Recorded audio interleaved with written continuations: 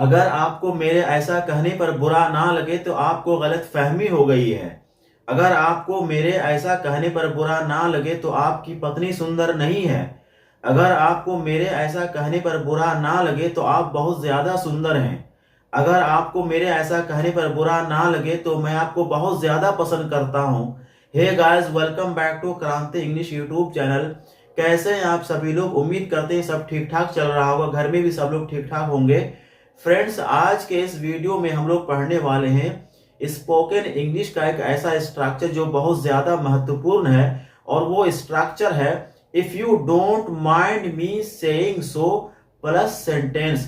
Friends, आपको अगर धड़ल्ले से अंग्रेजी बोलना है, फ्लुएंटली अंग्रेजी बोलना है, तो फिर इस टाइप के इंग्लिश स्ट्रक्चर का यूज करना आपकी मजबूरी बन जाती है। तो वीडियो बहुत ज्यादा महत्वपूर्ण होने वाला है, वीडियो में आखिर तक जरूर बने रहिएगा। तो चलिए वीडियो को स्टार्ट करते हैं।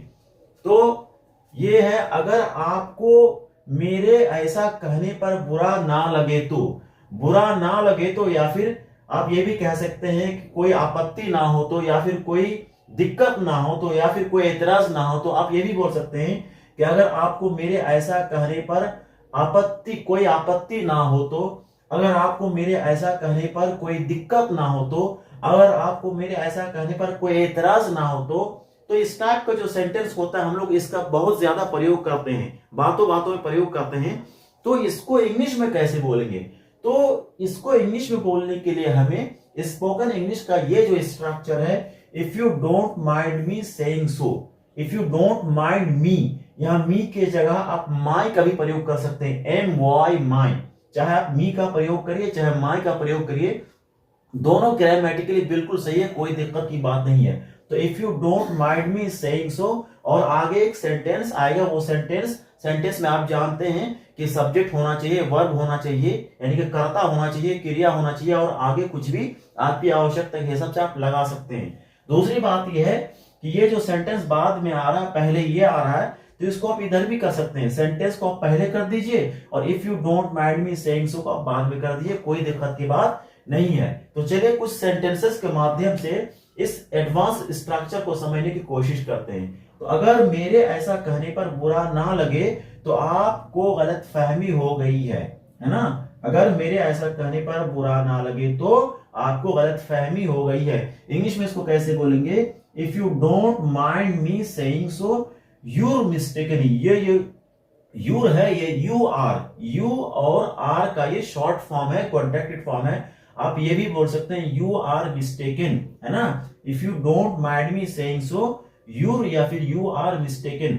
आप ये जो हिंदी वाला सेंटेंस इधर, आप इसको इधर भी कर सकते हैं, और अगर मेरे ऐसा कहने पर बुरा ना लगे तो उसको उधर कर दीजिए, ये भी कर सकते हैं। आप इस तरीके से बोल सकते हैं कि आपको गलत फहमी हो गई है, आपको गलत फहमी हो गई है, अगर मेरे ऐसा कहने पर बुरा ना लगे तो। आप ये भी बोल सकते हैं, तब इसको आप इधर कर देंगे, you're mistaken if you don't mind me saying so. आप इधर करिए उधर करिए, कोई दिक्कत की बात नहीं है। चलिए अगला सेंटेंस देखते हैं। अगर मेरे ऐसा कहने पर आपको बुरा ना लगे तो आपकी पत्नी सुंदर नहीं है ना? ये जो स्ट्रक्चर है, इसका प्रयोग, इसका इस्तेमाल हम लोग तब करते हैं जब आपको ये लगता है कि आप जो कुछ बोलने वाले हैं अगले को आपकी उस बात से दिक्कत हो सकती है, तो उसको आपकी बात से दिक्कत ना हो, आपकी बातों का वो बुरा ना माने, तो इस टाइप के, मतलब इस टाइप की बातों को बोलने के लिए हम क्या करते हैं, पहले इस टाइप के सेंटेंस का प्रयोग कर देते हैं ताकि अगला हमारी बात का बुरा ना माने। तो if you don't mind me saying so your wife isn't beautiful, है ना? If you don't mind me saying सो, या फिर आप ये भी बोल सकते हैं if you don't mind my saying so, है ना, योर वाइफ इजंट। ये जो इजंट है ये इज नॉट का शॉर्ट फॉर्म है, इज नॉट का फुल फॉर्म, शॉर्ट फॉर्म क्या? इजंट। और शॉर्ट फॉर्म को आप कॉन्ट्रैक्टेड फॉर्म भी बोल सकते हैं। तो योर वाइफ इजंट ब्यूटीफुल, आप हिंदी वाला इधर कर दीजिए, और अगर ऐसा कहने पर ये आप इधर कर दिए तो कैसे हो जाएगा? आप ये बोल दीजिए कि आपकी पत्नी सुंदर नहीं है, अगर मेरे ऐसा कहने पर आपको बुरा ना लगे तो, आप कोई आपत्ति ना हो तो फिर कैसे बोलेंगे? Your wife isn't beautiful if you don't mind me saying सो। तो आप आगे पीछे कर सकते हैं। अगला सेंटेंस है, अगर मेरे ऐसा कहने पर आपको बुरा ना लगे, है ना, या फिर अगर आपको मेरे ऐसा कहने पर आपत्ति ना हो, कोई दिक्कत ना हो, तो आप हद से ज्यादा सुंदर हैं। है ना, हद से ज्यादा सुंदर हैं। इसकी इंग्लिश क्या हो जाएगी, if you don't mind me saying so you're very gorgeous. Gorgeous है ना का मतलब होता है मतलब बहुत ज्यादा सुंदर, बहुत ज्यादा खूबसूरत। तो if you don't mind me saying so, if you don't mind my saying so you're very gorgeous. Next sentence है, अगर मेरे ऐसा कहने पर आपको बुरा ना लगे तो मैं आपको बहुत ज्यादा पसंद करता हूं।